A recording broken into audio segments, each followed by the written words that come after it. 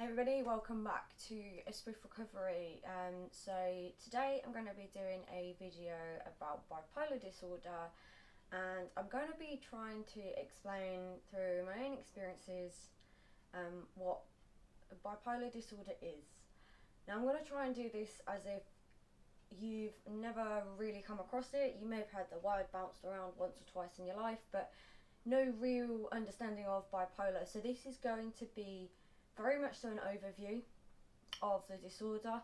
There's a lot of things that make this a very complicated disorder, and there's a lot of details that come into the different episodes that a person with bipolar will experience. I'm not going to be going into that level of detail today. Like I say, this is just going to be a general overview of what bipolar disorder is and sort of how it's different to, say, depression.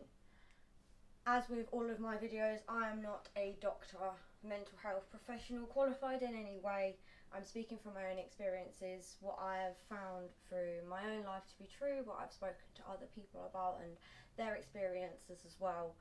So this is not medical advice. Please do not use this as diagnostic criteria. But if some of these things are ringing true for you or somebody that you know, then that may be an indication that it's worth seeking out medical advice if you think somebody may be bipolar. And it's also not to say if you experience one or two of these things that you are bipolar. We'll get into a little bit about diagnostic criteria with bipolar, because a lot of it is to do with how long these symptoms, these episodes last. This is actually the video I'm dreading making the most, and not because it's hard to talk about. It's because there is so much to talk about. I don't want to overcomplicate. I don't want to make this video hours long, because I could talk about bipolar disorder for hours. And I also don't want to miss out anything. I don't want to downplay anything. I don't want to not do an element of this disorder justice. So I may redo this video. There may be cuts and edits as time goes on, adding things to this video that I may have forgotten about. But from now on, here goes. So, bipolar disorder is a mental illness. It is classified as a mood disorder, and as far as I'm aware, it is the only mood disorder, so I'm not quite sure why it's got that second bracket, but it does. Bipolar disorder used to be known as manic depression, and personally I prefer that word because I think to an outsider it's easier to understand. They can identify mania and depression from the title, and that's basically what it is. So it's a mood disorder. Now, immediately, when I say a mood disorder, I really don't feel like that does it a lot of justice. When we think about moods, we think about things that can be easily overridden. Somebody's in a bad mood, you can make them laugh, cup of tea, nice hot bath, and they're going to feel better. This is not that kind of mood. These are not easy to override. They are not triggered by a single event. Well, in most cases are not triggered by a single event. I think it's possible, but these are not fluctuating emotions that can be easily overridden. They have a massive impact on this person's functionality. There are mental symptoms, there are physical symptoms that go along with these mood disorders, and a person with bipolar will cycle through these different moods, these different episodes throughout their life, and it will be an ongoing battle. One thing I think it's worth pointing out with bipolar is that there is possibility that you don't have an episode for a really, really long period of time. I've gone years without actually having an episode that was strong enough for me to really notice any symptoms on either side of the scale. But you will cycle, whether it's a pattern or not, you will cycle between these different episodes. So the different episodes are depression and mania. So that's where manic depression comes from as a name. So we'll talk about depression first. So depression kind of is what a lot of people believe it to be if they've had experiences with it themselves. But it's a mood disorder, it's a mood episode. It's a mood episode that will have a massive impact on functionality. So a person in a depression episode, particularly with bipolar, there are a few tiny differences between the two, but for the most part it's the same. So for the sake of the video, we won't draw too much on the differences. So the first thing a person may feel in depression is that they're upset, or they feel sad, they feel down, and it's, again, this isn't something that can just be overridden by a nice simple gesture. This is an ongoing feeling that stays with this person and actually has an impact on their functioning, because they feel so sad, so down, so upset that they can't really look past it, and they can't see the light at the end of the tunnel. This leads into the next one, which is feeling tired or feeling sluggish. So not only do they not really see the light at the end of the tunnel, but they really don't have the energy to push through this tunnel. So you have no energy, and it's not the same as waking up after a bad night's sleep. It's physically difficult. It hurts to move your body around. Your brain, it feels like a headache when you're trying to think about things that should be really easy to think about, but you can actually feel it having a detrimental effect to your body, to your mind. You can feel it wearing you down as if it's the hardest thing you've ever had to do, and you might only be trying to get a shower, or trying to do the food shop, or something that most people may perceive as being small, but when you're in a depression episode, it's often those small things that are really, really, really hard to achieve. As well as struggling to find the energy to do it, you don't feel a lot of desire in things that you used to enjoy. So all of these nice distractions, all the things that people will try and use to distract you and override your mood, won't work, because your brain has stopped identifying them as things that you enjoy.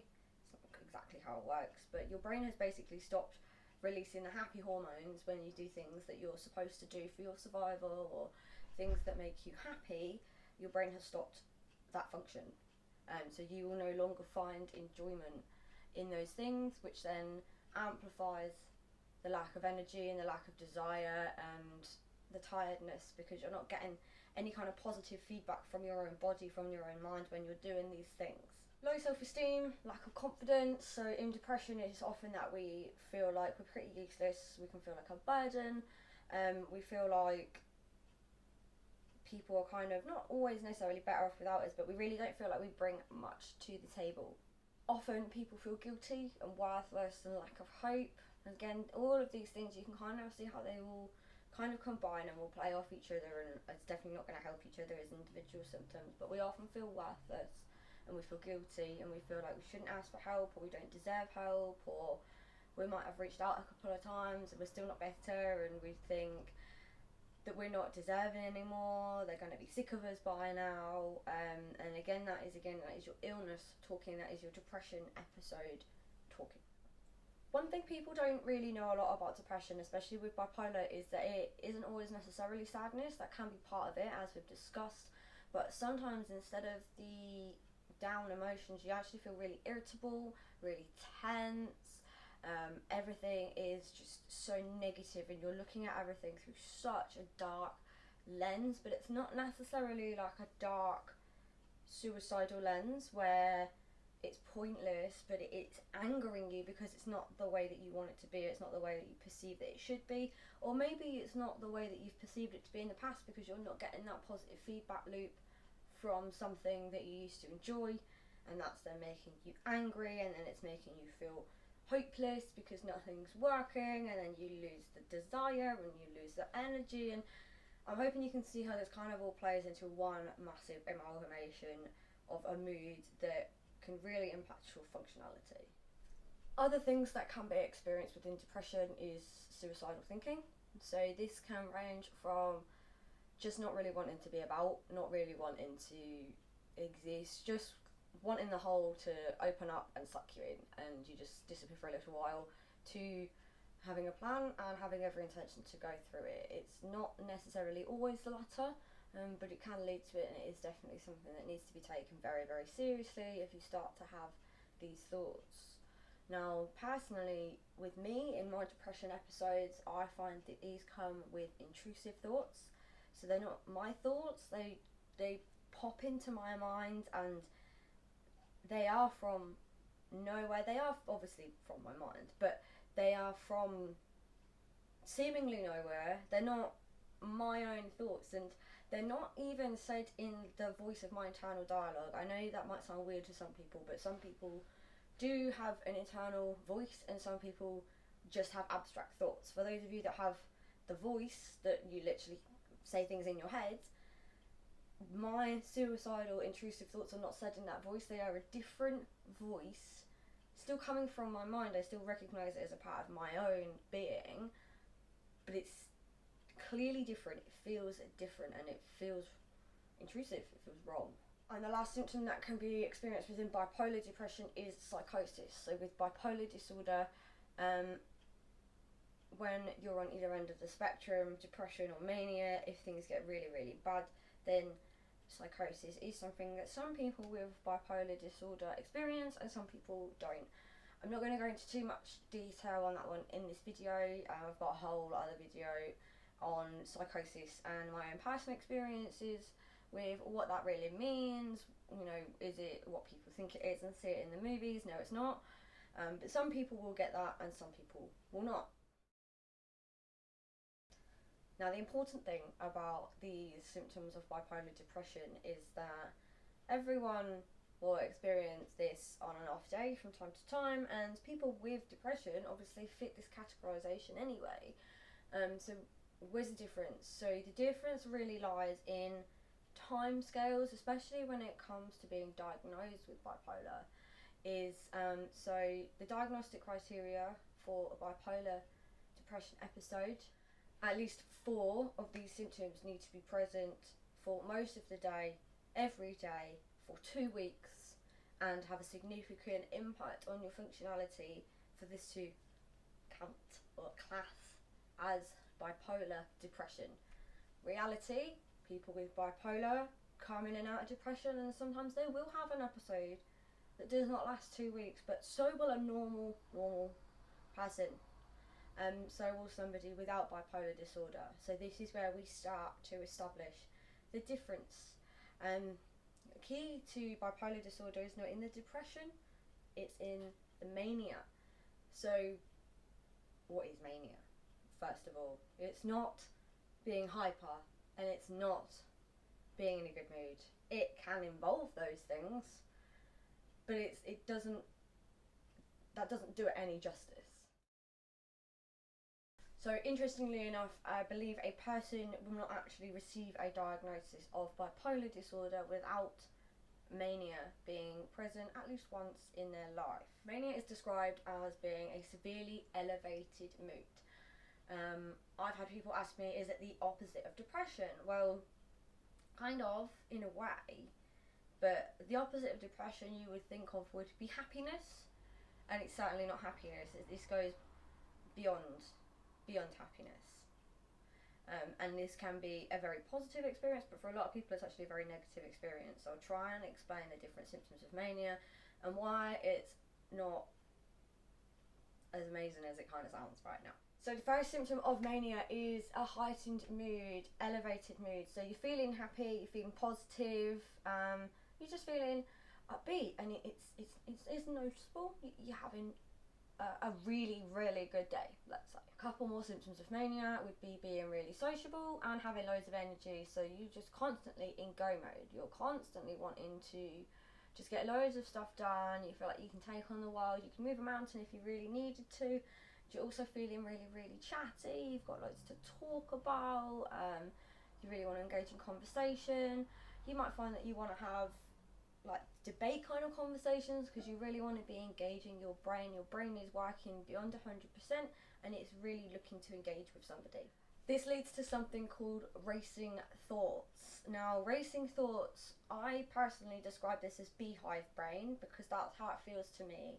My brain feels so busy and full that I feel like a pressure, and it feels to me like every single tiny little thought buzzing around is like a bee, and I've got thousands of bees, and it's just become a hive, and it's just bzzz constantly, and it makes it really, really hard to concentrate on any one of those thoughts because they just fly. They're just in and out, in and out, in and out, in and out, and you can't stick to one trail of thought. Now, this is really annoying because you've got all this energy and you really want to get all this stuff done, but you're not going to stick to one task. You're not going to be able to focus on it because you're going to get started or think about starting and boom, next thought, next thought, next thought, next thought. This leads to pressured speech in bipolar disorder. So pressured speech is where that jump in the mind comes out of mouth, basically. So we could be having a conversation and we're speaking really fast and we've got loads of intent and you're not going to get a word in edgeways. We can be jumping from one idea to the next, seemingly at random, because from my own experience, I don't even know the next thing that's going to come out of my mouth. So, God help you trying to follow. We will literally jump from idea to idea to idea to idea. Or the other way that you can experience pressured speech is your brain is going so fast that you've thought of a sentence that you want to say. Your brain's already about 5 sentences down the line, and you can't speak as fast as you can think, so that you can't type as fast as you can speak. So your brain takes this sentence and it smushes it all together, and you kind of get letters of different words, or you jumble the letters around, and it's gibberish. Basically, you know what you're trying to say, and people could probably follow, but you trip over your words. And it's not just like the odd time where you trip over your own tongue. This is constant. This will be multiple times within you trying to say the same sentence, and you just stumble and you can't catch yourself back up. A very common experience in bipolar disorder is to feel very creative. So you have all these ideas of things that you want to do, but a lot of them will be creative, and this creative energy will just kind of come. All of a sudden you're inspired, you're motivated, you're having ideas, you want to take on all these new tasks. So personally, I write, I do YouTube, I do paintings, and I'm starting to get into sewing as well. All different creative avenues that when I go into a depression episode basically switch off, but when I come out of it and I'm more manic, I want to just do that for my whole life and not really worry about work or anything other than being creative. Another thing with bipolar is that you feel like you can do things faster and better, and you achieve greater things than what you ever could in the past. And it's not necessarily a competition between other people, it's more of a competition between your normal self. You just feel like you are on form, like 150% on form. You can just do so much to such a great standard. This can actually become a very dangerous thing called grandiose thoughts, which is where you lose track of reality on what is reasonable, what is achievable, and what is not. Some people with bipolar will literally reach a stage where they think they can fly, and they will chuck themselves off the top of a building because they are convinced they have learned how to fly, they can do it. And that is where these manic symptoms can sound great when they're mild, but when you amplify them to the heights that mania does. Mania is not a mild mood, to say the least. It's dangerous, and people lose their lives, and people ruin their lives. People make very stupid decisions because they think it's fine, they think they can achieve, so maybe they invest all of their money into a certain thing because they're like, yeah, I'm going to be able to do this, or I believe in this, and it turns out to be a really stupid decision. But that's not what a manic mind thinks. It doesn't think this could be stupid, there could be consequences. It's just, yeah. Now, again, I mentioned in depression, you can actually feel really irritable, really angry. I personally get this more with my mania, to the point where I describe myself as having two forms. So first of all, there's sort of happy, euphoric mania, the one I've kind of mostly been describing so far. Or for the second part, there is the angry, irritable manic, where you've still got the high energy, you've still got the high mood, you've still got all the confidence in the world, but just everything is getting to you, everything is winding you up. People are probably talking too slowly for you, and you just want them to get to the point because you know what they're going to say. Or I was painting the other day and I had to stop and let it dry because I was about to put my hand on a wet bit, and it's just infuriating because why can't the elements keep up with how fast my mind is going? It's not just a little annoyance, it's like a flame, and it's like it just poof, straight away.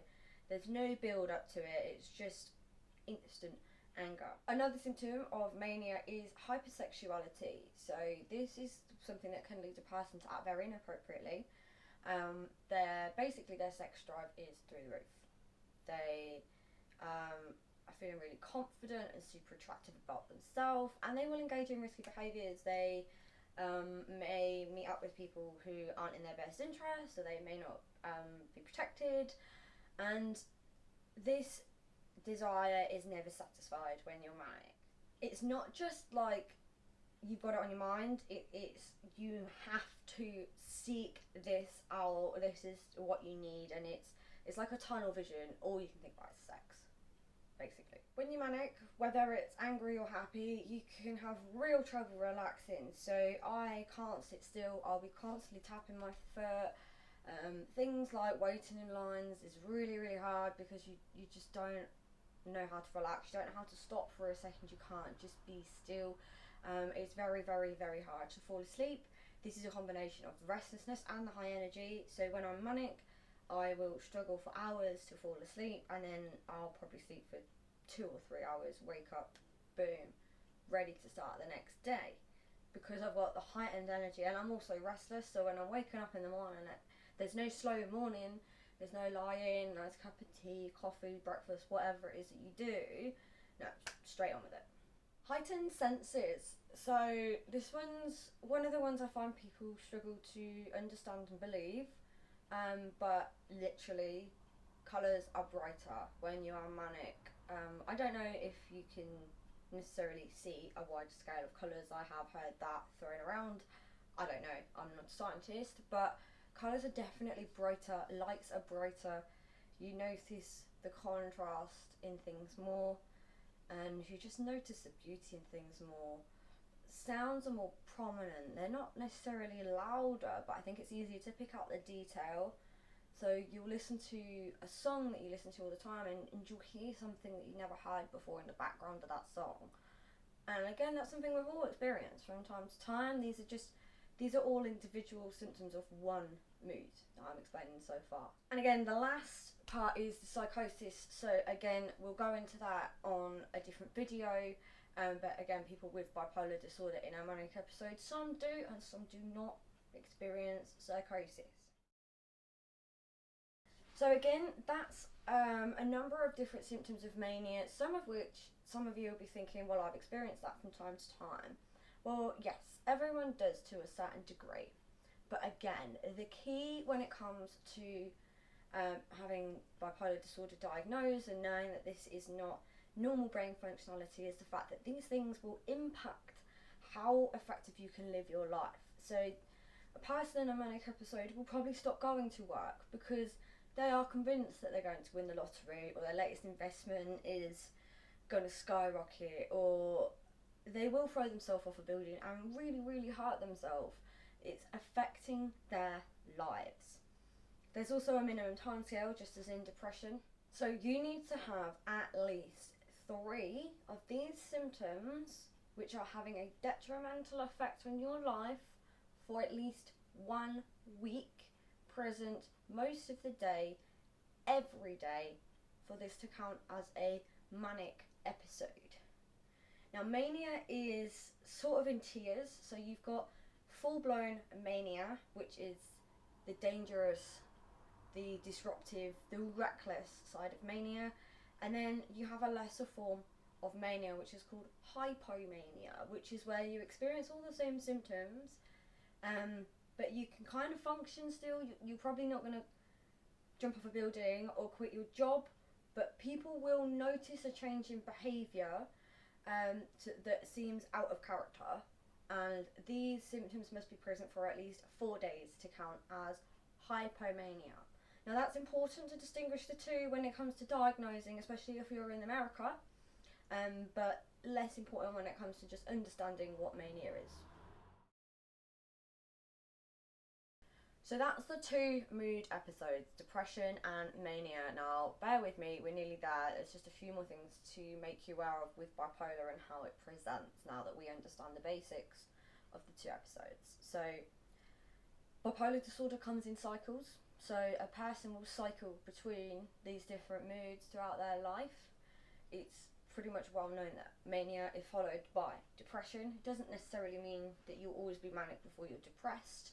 In my personal experience, I've never had a manic episode that wasn't followed by depression, but I have been depressed on its own as well. So a person with bipolar won't just have the one experience with this depression or this mania. They will dip in and out of it throughout their life, and this can happen over a few months or over a few years. Everyone's cycle is different, and it's not necessarily like clockwork. It can change. It's not always something that can be, say, tracked on a calendar or on an app or anything like that. Some people can, but I think many people can't. Important to note as well is that a lot of people with bipolar will go a long time without having any symptoms at all. You're not always in an episode. I've gone 3 years, I think, maybe 4, without having any issues at all with my bipolar, and then it just smacks you in the face one day. So speaking of, I wanted to mention a little bit about predicting moods. So sometimes the mood disorders will come on very slowly, and it will be one symptom will start and then another one a few days later, and if you know what you're looking for and you're in tune with yourself, you can identify these coming, and you can take the steps that you need to take in order to prevent the mood episode from happening or lessen the effect of the mood episode. But sometimes it will sneak up on you, and it literally feels like you wake up and boom, manic, boom, depressed, and no warning. Sometimes I look back after I've had a smack in the face moment and I think, oh, there were signs, and I just happen to miss them, which is very normal. I've been living with bipolar pretty much my whole life. I've known about it for a long time, about 8 years, and I still miss stuff all the time because it changes, the way things present changes, and when you are feeling normal, you're not necessarily self-checking yourself all the time, not like when you are already in an episode, whereas you are a little bit more in tune with what's going on. So the other thing I didn't really mention was mixed episodes. Again, I'm not getting into that in this video because I think this video is already looking pretty long, and mixed episodes are a whole different kettle of fish. But basically, you can have depression and mania symptoms combined or flicking in and out very, very quickly, and that's probably the worst part of bipolar, but again, we'll get to that in a separate video. So treatment and cure. So first of all, there is no cure for bipolar disorder. As at the moment where this video goes out, there is no known cure. We don't even know really what causes a person to be bipolar. We understand that it can be passed in families, but that's not even always the case. So we don't understand a lot about it. The general view of the medical field is that bipolar must be treated medically, and all sort of psychiatrists and that will be looking to put you on medication. Now, I'm not going to sit here and say that medication is or is not the right thing for you. I'm not qualified to do that. My personal view is only of myself, which I do need to be on medication, but not all the time. I just kind of need to balance myself out as and when I see myself, feel myself dipping into these episodes. If I take my medication regularly, it takes away the need for self-checking, self-regulation, and if I don't, I'm in for a roller coaster and I'm gonna slip up. But a lot of people with bipolar struggle to take medication. There's just a thing in our minds, we don't like doing it. I think a lot of non-bipolar people are the same. People don't like to take painkillers. Depressed people don't really like to take antidepressants. I don't know what it is. Be interesting. If you know anything about it, let me know. So there is no cure. Generally, treatment is medication, but there's a lot of things you can do to help yourself when you're in these episodes as well. I've got loads of links on my blog, so I will post a couple of links down there, but it is aswiftrecovery.com. I've posted about how to handle depression, how to overcome depression, how to handle mania, mixed episodes. So if it's something you're suffering with, or you just want to get a little bit more of an insight before I manage to get the next video out, then please check that out. As I say, the information will all be in the description below. So I hope that's been somewhat helpful. I hope you're not too confused, and I hope that's not been too long. That is my kind of brief overview of bipolar disorder, and I'm hoping you can see now why I'm saying that it's a very complicated disorder. There's a lot to be thinking about, because that's about as simple as I could have broken it down. So thanks for watching, have a lovely day.